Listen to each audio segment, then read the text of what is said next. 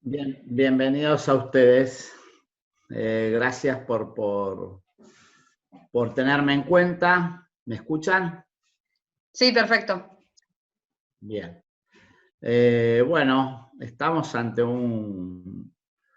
una pandemia, eh, una pandemia compleja, muy nueva todavía, creo que para todos nosotros. Hay un montón de cosas que todavía no se saben, que quizás intuimos, pero que todavía no tenemos claro bien el alcance de esto, no solo el alcance de la enfermedad en sí, sino el alcance, por lo menos en la Argentina, de lo que va a pasar socialmente y el alcance de lo que va a pasar económicamente. O sea, creo que son tres aspectos que por supuesto, que esta pandemia, después de que empiece a bajar un poco su virosis, va a generar un montón de cambios de hábitos, de modas y de consecuencias que todavía no las conocemos y que quizás habría que ir a España, Italia en 2 o 3 meses, que ellos están un poco más avanzados con esto y ver sus consecuencias y los comportamientos de la gente. Me parece que eso va a ser un poco lo que va a pasar después posteriormente en la Argentina, como para pensar como las consecuencias del virus, ¿sí?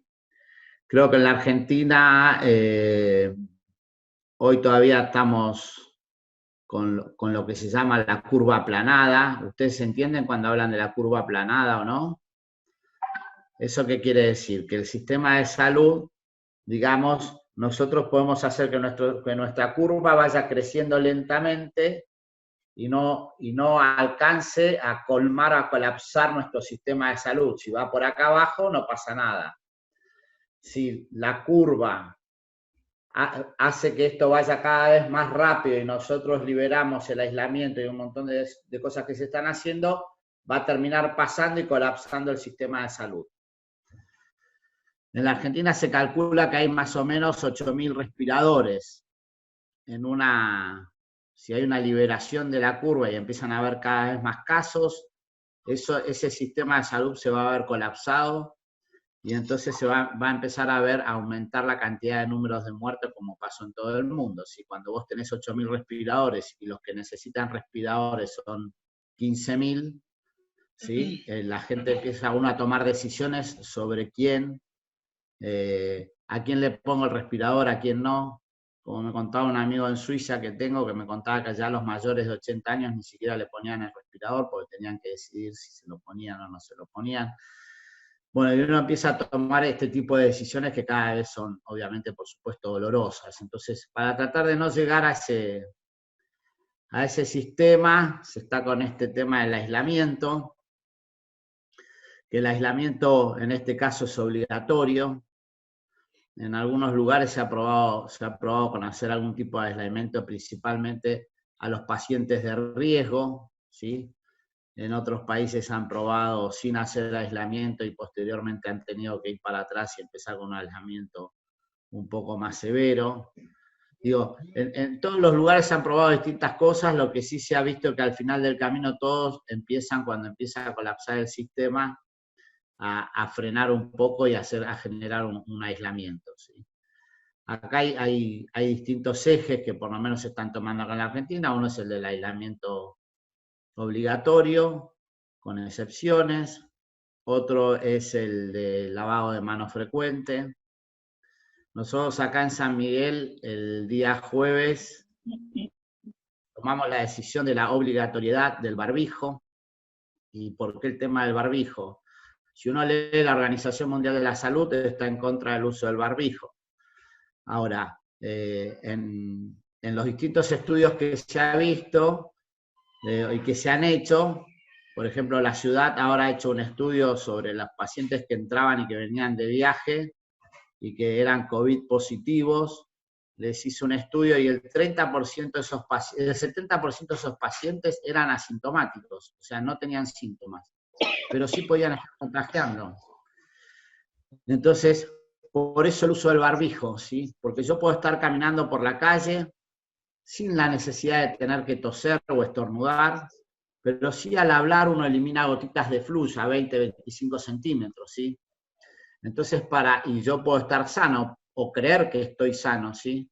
Entonces el uso del barbijo acá en San Miguel lo pusimos más que todo para prevenir ese tipo de contagio. El uso de barbijo, de cualquier tipo de barbijo, obviamente que sea de uso casero, previene entre un 60 y un 70% la probabilidad de contagio. Y obviamente los barbijos quirúrgicos o los N95, que son los que usa el sistema de salud, obviamente previenen en el 100%, ¿está bien? Pablo, te interrumpo un segundo, que acá Adolfo hace una pregunta, dice si está claro que baje su virosis.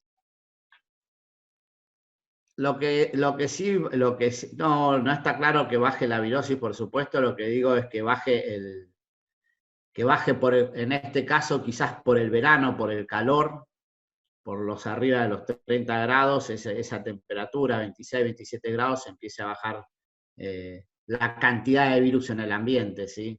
Por eso esta es una virosis que la vamos a ver seguramente, va a ser largo esto, ¿no? ¿Sí? Hasta septiembre, octubre seguramente tengamos que pelear con esto y decirles que el año que viene vamos a estar en un sistema parecido, o sea, difícilmente, por lo menos lo que se está viendo ahora, por cómo es el virus, que es un virus de ARN, que es un virus que muta, difícilmente podamos encontrar la vacuna en poco tiempo. Y bueno, mientras tanto se están probando un montón de cosas, pero la sensación que uno tiene es que el año que viene vamos a estar con este tipo de virosis dando vuelta. Así que panorama difícil. Yo le recomiendo a la gente siempre y por lo menos a toda la gente que trabaja en el sistema de salud con nosotros, que es uno de los que más se contagia, que actúe como si estuviera enfermo, ¿sí? Uno de nosotros tenemos que empezar, eso va a generar que nosotros actuemos de otra manera. Si yo de alguna manera actúo como que estoy enfermo, me voy a poner un barbijo, me voy a lavar más las manos a la hora para no contagiar a nadie y para que el que está a 1,5 metros mío tampoco de alguna manera me contagie, ¿está bien? Alguien quería hacer una pregunta por ahí.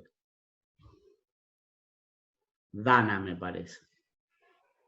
Voy a abrir micrófono a aquella persona que quiera hacer una pregunta, levanta la mano, y si no, levanta la mano así con la mano, y ahí Dana quiere hacer una pregunta. Sí. No la escucho. No te escuchamos, tenés el micrófono apagado. ¿Yo puedo hacer una mientras tanto? ¡Leo!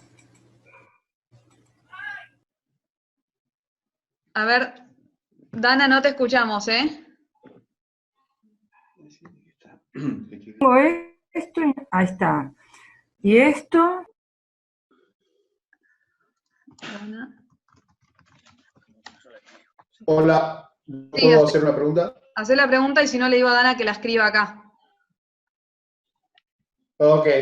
No, la consulta es si estamos con certeza absoluta que todas las muertes que no son por coronavirus, no son por coronavirus, de hecho, o que se estén computando mal las muertes. ¿Es probable eso? Porque él habló recién de la recta y yo comparo la recta del resto del mundo y es como que la Argentina va distinto a la del resto del mundo de los contagiados de los muertos.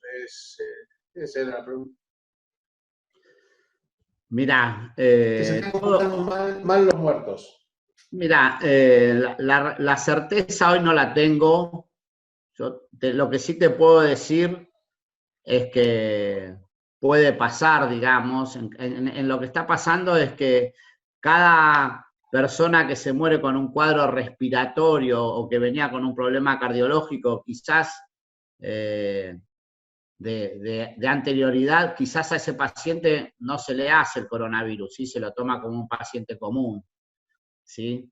Y si el paciente no tenía antecedentes de problemas respiratorios y hace un cuadro agudo, a ese paciente se lo tiene que ir a llevar a autopsia, ¿sí?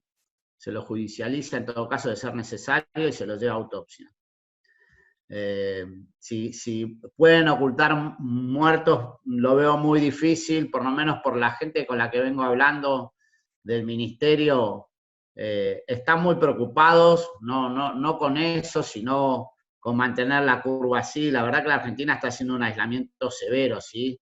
Va a tener consecuencias sin ninguna duda. Creo que lo está cumpliendo bastante bien. Creo que de alguna manera nos hemos adelantado. Si después podemos pensar si la medida estuvo bien tomada, si la tomamos tarde, si Ginés, el ministro de Salud, al principio ninguneó el tema y después, nada, hicimos algo muy estricto. Hoy la realidad es que se ve algo bastante estricto, como no se ha visto en general en los distintos países. Todos de alguna manera han ido liberando o han ido liberando al principio y después quisieron frenar y ya el virus estaba adentro en gran cantidad y entonces la velocidad de avance es más importante. Después podemos discutir si se está testeando o no se está testeando, como se debiera. Algunos hablan de que debiéramos estar testeando mucho más de lo que estamos haciendo. La realidad es que en algunos países también se han dedicado no solo a testear masivamente, sino a hacer test a los pacientes que quizás tienen síntomas o que son de contacto o que se van a internar o que trabajan en el personal de salud, ¿sí? Y no han testeado de forma masiva. A veces el testear en forma masiva te genera que quizás captes más pacientes, pero que después quizás en correlación con tu mortalidad, quizás eso hace que te disminuya, ¿sí? Si yo testeo a 100.000 tipos y tengo una mortalidad hoy de no sé cuántos van en la Argentina hoy, pero no sé, 170 creo que van, eso hace que mi número de mortalidad en la Argentina sea más bajo, digamos. Por eso no creo que quieran hacer eso, ¿eh? ¿Está bien?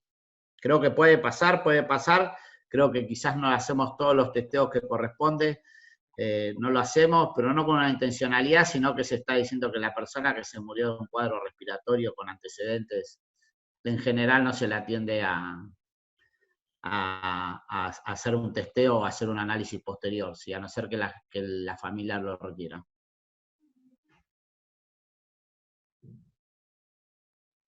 Felipe, te quería hacer una pregunta. Felipe, adelante. Voy a aprovechar que estamos todos y voy a deshabilitar todos los micrófonos, así pueden ir haciendo preguntas, bueno, tratando de respetar al otro, digamos. Hola, ¿qué tal, Pablo? ¿Cómo andás? ¿Qué tal, Felipe? Bien, todo bien. Te quería hacer una consulta. Desde el punto de vista médico, ¿cuándo pensás más o menos que se va a poder volver a la normalidad? Es decir, volver a las aglomeraciones, a la circulación, o más que nada los festejos familiares por ahí. Yo lo veo... Nada, ¿cuándo crees prudente desde el punto de vista médico volver a hacer eso, digamos? No sé si yo lo que pienso que está haciendo el gobierno y por lo que veo que está pasando en nuestro país, parece que en Europa ya salieron casi del invierno prácticamente y todavía siguen con una mortalidad alta, ¿sí? Con lo cual yo calculo que hasta septiembre, octubre vamos a estar todavía con, por lo menos, no socialmente liberados, está bien, con eventos, con fiestas. Hasta esa fecha la veo difícil. Creo que obviamente se van a levantar un montón de cosas. Creo que va a ser todo mucho más flexible, pero volver a la normalidad de la que teníamos antes del 6 de marzo, y lo veo hasta septiembre, octubre difícil, ¿no? El tema de los brotes, si existe la fuerte posibilidad de que haya un rebrote. Lo que se está viendo en otros lados que hay, ¿sí? Cada vez encima esos brotes por suerte no son tan altos, ¿sí? Y eso se debe a que cuando uno empieza a ver más casos o a detectar más casos, ya la gente tiene determinados hábitos y determinadas costumbres que hace que de alguna manera ese brote no sea tan importante. Si nuestros comportamientos cambiaron. Esto inclusive...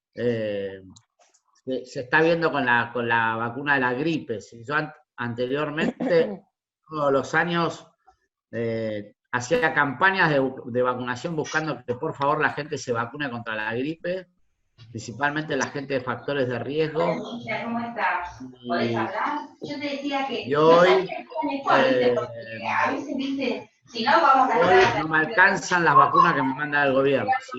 Hoy, por ejemplo, hicimos vacunación sábado en centros de salud y se vacunaron 2.500 personas, ¿sí?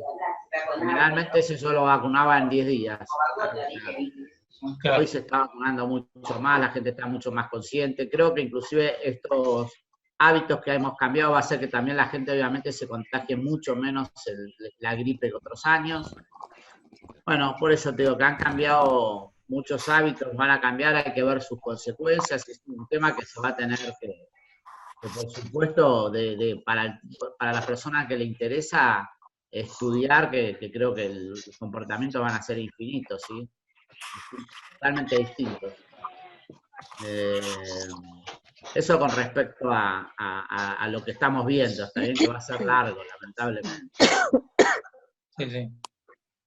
Perfecto. Gracias. No, Felipe, por favor. ¿Quién más tenía una pregunta? Y Romina quería hacer una pregunta.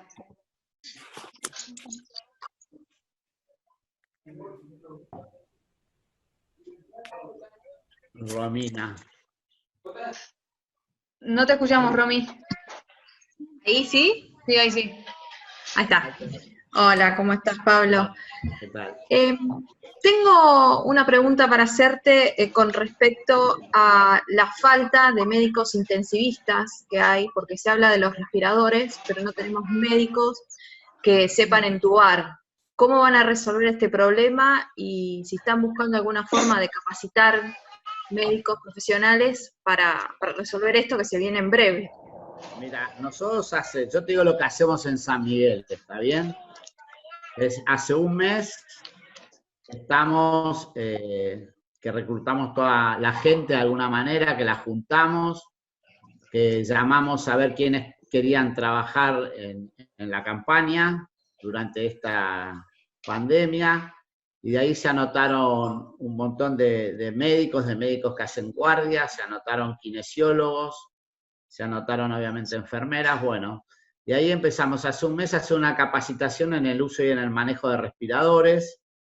Obviamente sabemos que estos pacientes son muy secretores, así que en el manejo también en la manipulación de las secreciones de estos pacientes, porque la realidad es que el médico hoy y el personal de salud en general está muy expuesto, lo vemos en distintos lugares, o sea, no solo faltan médicos, sino que se van enfermando y contagiando a medida que va pasando la enfermedad. Me contaba un amigo que está en Inglaterra que ellos al principio le daban 10 días de reposo desde que se contagió, hoy le dan 5. Si el paciente si el médico o la enfermera ya se siente bien, vuelven a trabajar a los 5 días porque son pacientes coronavirus positivos y ellos ya son positivos, si se sienten bien, o sea, eso es por la falta de médicos, que esto te estoy hablando en Inglaterra, ¿sí? Otro amigo que trabaja en Suiza me contaba lo mismo, que el personal médico y de salud es un problema, se están haciendo como grupos comando, digamos, de que trabaje uno a la mañana, otro a la tarde y uno a la noche, por si se contagia alguno de esos, no se contagie todo el equipo de ese día. Bueno, son todas estrategias para ir pensando con los médicos, con los enfermeros, con los kinesiólogos, con los pacientes con las personas que manipulen a estos pacientes, ¿sí? Claramente son altamente contagiosos. Los médicos claramente somos altamente contagiosos y el personal de salud, ¿sí? Porque permanentemente estamos en contacto con estos pacientes, con lo cual después las medidas que tenemos que tomar tienen que ser muy, muy estrictas. Nosotros, mira, para que te des una idea, estamos trabajando con un militar retirado que peleó en Malvinas y que ahora trabaja con materiales peligrosos, ¿sí? Que trabajó con cianuro, trabajó con el ébola, y el tipo nos decía, mira, bueno, el mayor contagio no está con el paciente, sino en los detalles. Cómo te sacas la ropa, cómo te la pones, cómo te cruzas con alguien. cómo no te saludás, cómo te sacaste el barbijo y de qué manera, cómo, si tenías los anteojos puestos, bueno, todo ese tipo de detalles. Bueno, esto tiene que tener una entrada, tiene que sacarse la ropa sucia, ponerse ropa limpia, salir, la cofia, etcétera, etcétera, digamos, son un montón de medidas que hay que tomar para tratar de que el personal, que ya es poco, esté de la mejor manera posible, ¿está bien? ¿Y la capacitación cuánto dura? No, esa capacitación, por ejemplo, empezó hace un mes y todavía la siguen haciendo, ¿sí? Hoy, por ejemplo, estamos inclusive con simulacros de cómo se pone la ropa, ¿está? No solo en el manejo del uso del respirador y del paciente, sino también hacemos, una vez que terminamos las capacitaciones, simulacros, filmamos a las personas que están haciendo ese simulacro para mostrarle qué errores se está cometiendo y qué no. Así y todo, la sensación que tengo es que nos falta un montón, ¿sí? Cada vez que voy me pongo cada vez más nervioso porque estamos cada vez más cerca de la fecha y la sensación a veces que tengo es que no tomamos conciencia de este virus, ¿está bien? Y de lo contagioso que es. Por eso vuelvo a insistir en que nosotros tenemos que pensar que estamos enfermos, ¿está bien? Y cuidarnos como tal para no contagiar a los demás. Con eso vamos a tomar medidas, vamos a hacer que estar a 2 metros, vamos a usar barbijo, nos vamos a lavar las manos, ¿tá? Eso creo que es la clave para entender y tratar de parar esta pandemia que obviamente no está preparada la Argentina y no estaba preparado el mundo para esto, ¿está bien? Así que nosotros, por ejemplo, ahora en San Miguel, nosotros tenemos 3 hospitales municipales. Uno de los hospitales va a ser solo de COVID, para pacientes COVID positivo, ¿sí? Los otros 2 ya le hicimos un triage, o sea que cualquier paciente que entre a ese hospital entra primero para una zona y si tiene algún problema, un síntoma respiratorio, va con barbijo y ya se lo lleva para un lugar determinado y ahí empieza a ser atendido de distinta manera, ¿sí? Se lo lleva a una habitación que está preparada para eso, entran los médicos vestidos, la enfermera, bueno, ahí en todo caso si ya es positivo se le toma la muestra, se le hace una extracción de sangre y se le hace una radiografía, también separamos todo eso con un portátil, digamos, y preparamos una zona especial en los 2 hospitales. Y todos los pacientes van a ser derivados al hospital que se llama San Miguel Arcángel, que es el destinado para COVID, ¿sí? Gracias, Juan. Y aparte, cuento, porque acá hay pacientes leves, moderados y graves, ¿sí? Los pacientes leves, o sea, el paciente que ya es positivo, ¿sí? Que salió quizás de terapia intensiva, pasó a una cama general y puede ya estar en un lugar donde solo terminemos y esperemos que se negativice su virus, que eso pueden ser de 10 a 14 días. Esos pacientes ya tenemos en el máximo, que es el Colegio de Jesuitas, el Papa Francisco estudió ahí, donde hay 200 camas, más 200 camas más que tenemos en otro lugar, en 2 lugares más, que son todos casas de retiro. San Miguel tiene muchas casas de retiro, así que en total tenemos casi 500 camas destinadas a lo que es el paciente leve. En el hospital San Miguel Arcángel, que está destinado a COVID, hemos preparado todo el hospital durante todo este mes con oxígeno, gases medicinales, etcétera, etcétera, para estar preparados y que con 50 respiradores, parte de los respiradores del Hospital Arcade, que es el hospital viejo, y parte de ese equipo van a trabajar al San Miguel Arcángel con respiradores y terapistas intensivas, o sea que en el Hospital Arcade solo dejo 7 respiradores para pacientes comunes, porque un politraumatismo va a seguir habiendo, una cirugía compleja va a seguir habiendo, una emergencia va a seguir habiendo, eso va a seguir estando. Lo que sí no estamos operando es cirugías que requieran terapia intensiva posteriormente, eso está cancelado desde el 1 de diciembre. Cancelamos parte de los consultorios externos de atención común, más que todo que encima hoy no se puede circular mucho, así que lo cancelamos. Obviamente que estamos esperando ver cuándo de alguna manera esto se reactive para empezar a reasignar los turnos. Ese es uno de esos espacios donde eran 22 consultorios, los transformamos en camas para pacientes moderados, o sea, tienen la terapia y pacientes moderados tendrían su cama al lado. Bueno, te digo, hace 45 días que estamos con esto, así toda la sensación que uno tiene es que es inabarcable. Si después piensa, por ejemplo, ayer terminamos con los geriátricos, ¿sí?